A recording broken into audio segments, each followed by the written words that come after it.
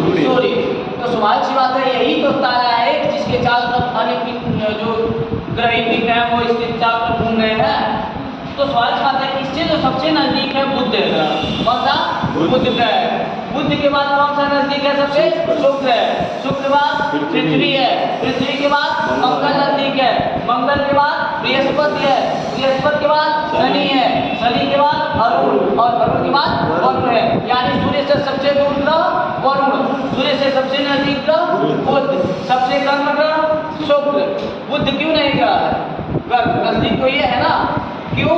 क्योंकि यहाँ पे जितना ज़्यादा टेम्परेचर दिन में रहता है वो 450-43 के अकॉर्डिंग रहता है सेल्सियस के तापमान के लगभग, किंतु वही रात में -180 हो जाता है। तो सब आप ही बताइए, 443 है या 45-50 है तो -180 हो जा रहा है रात में। तो ये बताइए, यहाँ तापमान का सर्वाधिक है कि नहीं है? अगर तापमान का सर्वाधिक होगा तो वे रात और दिन मिला करके वहाँ के तापमान को तो बताया जाता है औसत तापमान।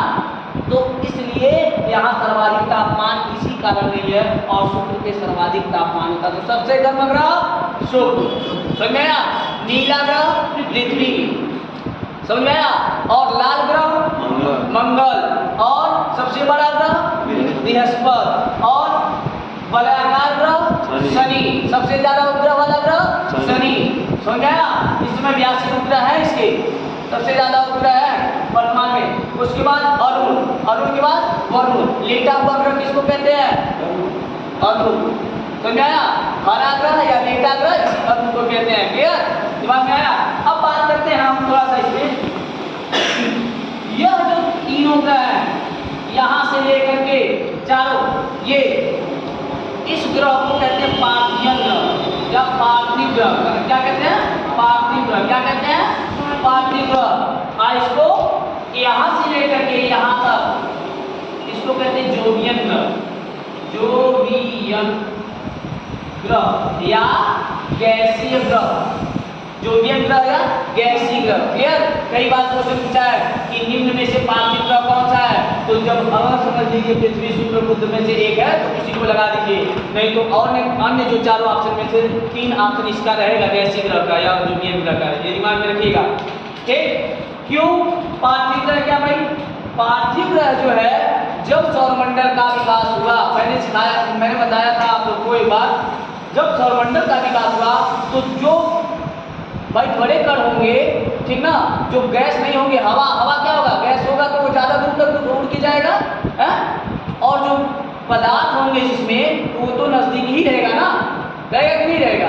तो वही कारण है जिसमें घनत्व ज़्यादा रहा, जिसमें पदार्थ रहे वो नज़दीक रहे। ये ठोस है, इनका घनत्व सर्वाधिक है। ये दिमाग में रखिए, बड़ा है, बड़ा तो नहीं है, ये छोटे हैं। और गैस बड़ा जिसमें भरते हैं, आप गैस देखते हैं कि वो फूलता जाता है, उसमें गैस ही बना होता है। एक लोहे का गोला ले लीजिए और एक गुब्बारे का गोला ले लीजिए, तो बड़ा तो गुब्बारे का गोला होगा, बट वजन क्या होगा? क्या उसका ज़्यादा? घनत्व होगा क्या उसका? ज़्यादा नहीं होगा ना।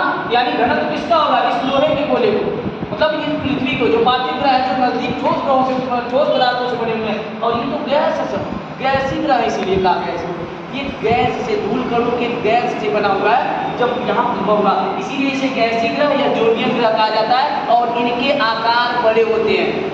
इनके आकार क्या होते हैं? बड़े होते हैं। देख रहे हैं ना, इनका आकार क्या है? बड़ा है, और इन सबका आकार छोटा। ये दिमाग में आप लोग रखेंगे, इसीलिए इसे पार्थिव ग्रह और इसे जोवियन ग्रह कहा जाता है। कई बार क्वेश्चन पूछा हुआ है, और ये भी दिमाग में रखिए, इस पार्थिव ग्रह और जोवियन ग्रह के बीच ही पाए जाते हैं क्षुद्र ग्रह। क्या पाए जाते हैं?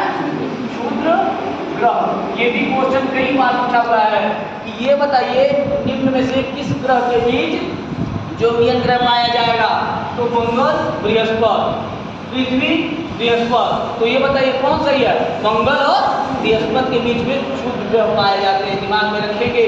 और नहीं मंगल बृहस्पति है तो उसमें लिख देगा मंगल, शनि, अरुण, वरुण, या लिख देगा पार्थिव और जोवियन ग्रह के बीच। तो भी आप ऑप्शन क्या लगाएंगे? पार्थिव और जोवियन ग्रह के बीच। क्लियर? समझ आ रहा है मेरी बात? सपोज दैट मान लीजिए पार्थिव और जोवियन लिख दे तो ये भी आप रखिए, पार्थिव और जोवियन ग्रह के बीच जो पिंड पाए जाते हैं उसे क्षुद्र ग्रह कहते हैं, या बृहस्पति और मंगल के बीच जो पाए जाते हैं पिंड उसे क्षुद्र ग्रह कहते हैं। कई बार क्वेश्चन पूछा हुआ ग्रह कहाँ पाए जाते हैं? तो बृहस्पति और मंगल के बीच में शुक्र